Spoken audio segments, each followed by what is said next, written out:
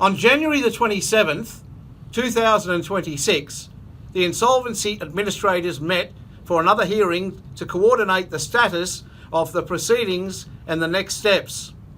Hundreds of thousands of emails, server rooms full of data, and a coordinated review by several insolvency administrators illustrate the scale of the investigation.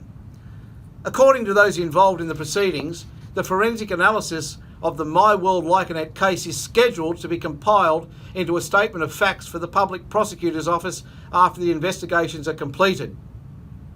According to available information, the insolvency administrators of several companies associated with Myworld and Lyconet are currently working together in a coordinated manner.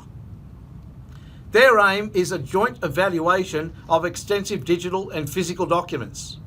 This coordinated approach ensures that not only individual companies are considered, but also potential connections and overlaps between several companies. While such cooperation is not unusual when there are indications of closely intertwined structures, it goes significantly beyond what is typical in a standard individual insolvency proceeding.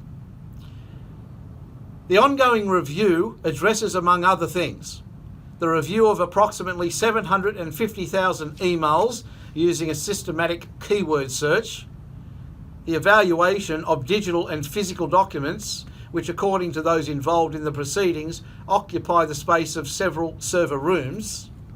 And such large amounts of data suggest the need for a forensic investigation, as is used when complex processes need to be reconstructed. Following the completion of the investigations, a statement of facts will be submitted to the Public Prosecutor's Office. This statement is a structured summary of facts that, from the insolvency administrator's perspective, could be relevant under criminal law. However, the known procedures show that it is no longer just about dealing with past insolvencies. The depth of the investigation, the enormous volume of data, and the coordinated approach demonstrate that the authorities and administrators are considering broader contexts. Against this background, another question comes into focus. How can further damage be prevented during ongoing investigations? In ongoing investigations, including those involving the Central Public Prosecutor's Office for Combating Economic Crimes and Corruption, the WKSTA, authorities regularly examine whether these are risks of continued problematic activities in cases of serious economic crimes. This is particularly relevant when individuals involved have their primary residence outside the European legal area and are simultaneously operating new projects that target previously affected groups, such as those associated with Cashback Universe. Which state resources are used or considered here is solely the responsibility of the relevant authorities. However, one thing is certain: the issue not only concerns individual creditors, but also has preventative significance for the protection of other potentially affected parties.